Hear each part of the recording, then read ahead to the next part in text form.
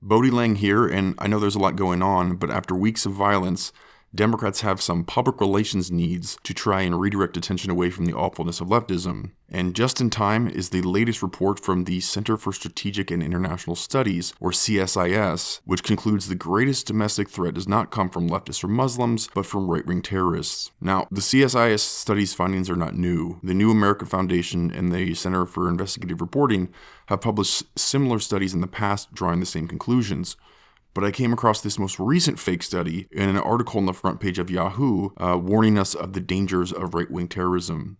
And it inspired me to create a video and write an article for American Thinker on the fake studies of right-wing terrorism. Because I have made a video about the New America Foundation study in the past and showing how fake it is, but the most recent CSIS study is probably the most pathetic of all, partly because they don't even provide a list of incidents to fact check. And you can kind of get a glimpse of how adamant they are about right-wing terrorism on the first page when they say far-right terrorism has significantly outpaced terrorism from other types of perpetrators, including from far-left networks and individuals inspired by the Islamic State and Al-Qaeda. Right-wing attacks and plots account for the majority of all terrorist incidents in the U.S. since 1994, and the total number of right-wing attacks and plots has grown significantly during the past 6 years. Right-wing extremists perpetrated 2/3 of the attacks and plots in the U.S. in 2019 and over 90% in 2020. This is all garbage, but there's an art to creating this type of propaganda, and it provides the Democrat narrative a halo of credibility because there's a tremendous volume of very subtle manipulation that is concocted within these studies on right-wing terrorism, and each of these studies has variations of the same basic formula. And so in this video on the fake studies on right-wing terrorism, I'm going to walk you through some of those. So the first is they use incidents as a metric. Written in the methodology of the latest CSIS study is, we coded threats of violence as attacks rather than plots, even if the threat turned out to be a hoax. Now this statement is an incredible admission. CSIS includes threats of violence as terrorist attacks, even if the threat was a hoax. With such low standards for terrorism, the authors are able to now leverage vaguely defined hate crime data, courtesy of the Anti-Defamation League or even the Southern Poverty Law Center, to inflate right-wing occurrences. So when you do this, a exercise swing in an Oakland park or NASCAR driver Bubba Wallace's paranoia, these things could be counted as hate crimes and then rolled into terrorist threats. See how that works? But when you include hoaxes, when a Muslim makes up a Trump supporter stealing her hijab, that never happened, that counts as the same amount of incidents as the Orlando nightclub shooter.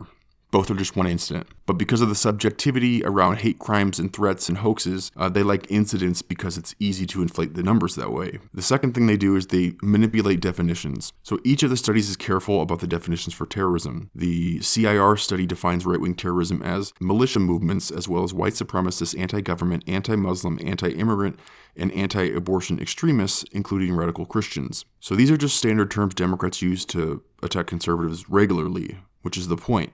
The definitions are deliberately vague to increase subjectivity. What makes someone anti-government or anti-Muslim or anti-immigrant? Well, it's subjective. It's up to them.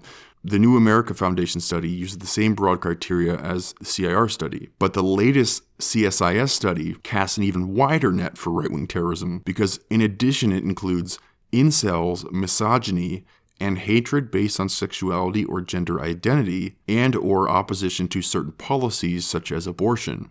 Notice they do not suggest merely opposition to abortion policies, but opposition to certain policies such as abortion. Basically, right-wing terrorists are defined as anyone who opposes whatever the left says, plus incels for no reason at all. But anyway, for Muslim terrorists, the variables are much more rigid. The CIR criteria for Islamic terrorism is, we use the term Islamist to describe theocratic extremists inspired by groups such as the Taliban, Al-Qaeda, and the Islamic State. We chose the term Islamist rather than Islamic in an effort to uncouple the Muslim faith from the political ideology of Islamism. So the first sentence there limits Islamic terrorism only for violence for those with a clear connection to specific terrorist groups. And the second sentence reminds us that this is not a legitimate study. The NAF study uses a very similar restrictive criteria for Muslim terrorism. Each study follows the same model of very broad definitions for right-wingers, but very restrictive and specific for Muslims. This allows them to manipulate the numbers. In a fatal self-own, CIR implies racism and Islamophobia are the cause of 84% of Islamic incidents resulting in terrorism charges, compared to just 9% of right-wingers. But this statistic does not reveal racism and Islamophobia. What it reveals is how deceptive these studies really are. Most right-wing terrorist incidents don't result in terrorism charges because what they're calling terrorism isn't terrorism. Fortunately, our legal system does not redefine words to achieve more equitable outcomes in sentencing for the purpose of creating better propaganda, at least not yet. The other thing they do is they define away lone wolves from Islamic terrorism. So by limiting Islamic terrorism only to cases with direct ties to specific terrorist groups, they define away lone wolf terrorist attacks and exclude them from the studies. The Washington Mall shooter who killed 5 people in 2016, lone wolf. Esteban Santiago, who killed 5 people at a Fort Lauderdale airport and told FBI agents he carried out the attack on behalf of ISIS, lone wolf. The Beltway snipers who killed 10 people in 2001 after 9/11, mysteriously excluded from the studies. Stabbing 2 men at a mall in Minnesota or pleading guilty to an ISIS-inspired plot to commit mass murder in Texas, lone wolves. None of these incidents or fatalities at the hands of Islamic terrorists are included in the NAF or CIR studies. But while the latest CSIS study does not list their incidents because they're not transparent at all, undoubtedly, they mimic the same restrictions. This philosophy to eliminate lone wolves is great for the propaganda. You can see it in the chart of the most recent CSIS study. You'll notice in 2018 they only have 9 Islamic terrorist incidents. Funny, because I could come up with more than that just by myself. Ready? 1, 2, 3, 4, 5, 6, 7, 8, 9, 10, 11, 12, 13, 14, 15, there you go, more than 9. So obviously some of these cases do not count in their books as terrorism. But anyway, you see all the light blue? Those are the huge number of terrorist attacks, and the tiny slivers of green, those are left-wing terrorist attacks, which is strange because Antifa just ransacked cities across the country, and they're a domestic terrorist organization. None of those count either. But the red are the religious attacks, because they can't say Muslim, and you'll see they're very tiny compared to the right-wing attacks. Look how much the right-wing terrorist attacks are skyrocketing. Very scary stuff, right? But the other thing that these studies do is they apply the criteria inconsistently. For example, the New America Foundation study enables anti-government statements to classify someone as a right-wing extremist. But this flimsy definition does not apply to Muslim extremists. Yelling down with the government while carrying out an act of violence is enough to be counted as a right-wing terrorist. However, a Muslim screaming Allahu Akbar while committing the same violence is not sufficient to be considered an Islamic terrorist. It's the little manipulations like this that help reduce Islamic terrorism while increasing occurrences of right-wing terrorism.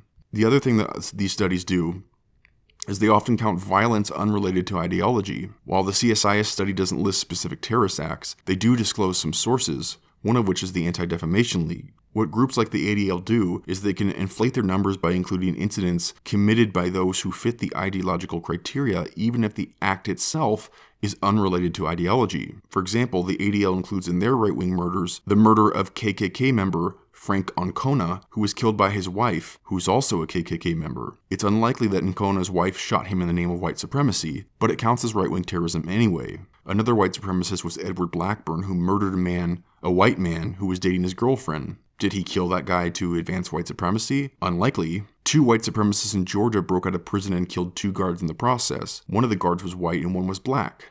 Were the guards killed for their skin color? Probably not. The ADL also includes the curious case of Devin Arthurs, who shot 2 of his roommates to death for making fun of his recent conversion to Islam. All 3 of them were members of a neo-Nazi group. But why is this a white supremacist murder and not an Islamic murder? The ADL doesn't list it as an Islamic killing, they list it as a right-wing killing. What's even more hilarious, as Daniel Greenfield points out, the ADL claims that Devin Arthurs had recently converted to Islam, though apparently not a radical form of Islam, which is funny because, as Daniel Greenfield points out, you don't convert to radical Islam, there's just Islam. They're not 2 separate denominations. But anyway, you can see the pattern that this is what groups like the ADL and SPLC do. They include non-ideological crimes as ideological killings. And then they'll take killings and research their online activity. And if they had activity on a website that was conservative or made anti-government statements online, they'll roll that up as right-wingers. But see, a black man who murders another black man would never be considered an Islamic terrorist simply because he praised Malcolm X on Facebook. They don't apply the criteria equally. Now, a great deal of the sources from the most recent CSIS study comes from the ADL, but CSIS claims they excluded non-ideological incidents. However, there's serious reason to question that. One is They don't disclose what incidents they included at all. But 2, the fatalities attributable to right-wing terrorism are significantly larger for CSIS than other studies. So when you couple those things together, it's probably a lie. By comparison, the CIR study includes as right-wing terrorism Gavin Long, a black man who killed 3 police officers in Louisiana. They describe Long as, quote, influenced by black nationalist ideology and angry over the shooting of a black man by Baton Rouge police, Alton Sterling. Long also tweeted a news story about Dallas shooter Micah Johnson, who assassinated 5 police officers at a Black Lives Matter rally, and wrote the shooter was, quote, one of us, #my religion is justice. What about Gavin Long as a right-wing terrorist? Well, he didn't like the police, and police work for the government. Therefore, he was an anti-government extremist. You see how that works? These are only a few examples of many similar cases. What's also interesting about these studies is the timing. For example, the New America Foundation study starts tracking deaths after 9/11, so they exclude 9/11 from the study outright. But while the NAF study avoids 9/11 altogether, the latest CSIS study does not, because the CSIS study starts in 1994, so they do include 9/11. However, they spend a lot of time trying to explain it away, and they're also underreporting the death toll, because yes, 2,977 innocent people died on 9/11, but more than 2,000 additional people have died from diseases attributed to the attack, and close to 10,000 additional first responders exposed to toxic debris on that day have been diagnosed with cancer. And inevitably, some of them will die from it. So the actual death toll of 9/11 should be above 5,000, but that's not the point of this video, but worth mentioning. But the CSIS study starts tracking deaths in 1994, claiming that they selected that start date because they didn't have enough reliable data to start before 1994, which is interesting. A start date that begins just after the 1993 New York City bombings, but just prior to the 1995 Oklahoma City Timothy McVeigh bombings, was purely a coincidence. Oh, and don't forget, Muslims are 1% of the American population, so while their broad definitions of right-wing terrorists easily encompass 50% of Americans, easily. So to be proportionate, right-wing terrorism should actually be 50 times greater than Islamic terrorism. But best to omit any mention of that. But what's the point of these studies? The CSIS study writes, quote, social media companies need to continue sustained efforts to fight hatred and terrorism on their platforms. Facebook, Google, Twitter, and other companies are already doing this. Terrorism feeds off lies, conspiracies, disinformation, and hatred. So there you have it. That's what this is about. That's why this another fake study on right-wing terrorism comes out right now. How can we stop the epidemic of right-wing terrorism? More internet censorship. This latest CIS study, along with the New America Foundation and CIR study before it, are propaganda pieces designed to hide Islamic terrorism and downplay that as a threat, and promote the dangers of right-wing terrorism by falsifying numbers and inflating them to make it look like a bigger issue. Then they leverage this so-called data as nonpartisan proof and go to the social media companies and say, hey, you have to censor all of these people because the reason for this epidemic of right-wing terrorism is free speech online. In George Orwell's 1984, the main character, Winston Smith, writes in his diary, thought crime does not entail death. Thought crime is death. George Orwell's thought police use psychological surveillance to find and eliminate members of society who were even capable of having ideas that could challenge the ruling authority. The Third Reich and the USSR did the same thing. That's what this is about. Oh, and lastly, what are the odds that CSIS, like the New America Foundation and the Center for Investigative Reporting, get funding from George Soros and other left-wing activist foundations? Of course they do. Studies on right-wing terrorism are fake. They are nothing but propaganda. Most left-wing studies on other topics model the same framework, manipulate definitions and variables, fabricate data to fit into or exclude based on the falsified definitions, and apply that criteria inconsistently. This is the formula that the left uses to create fake studies. Watch out for it.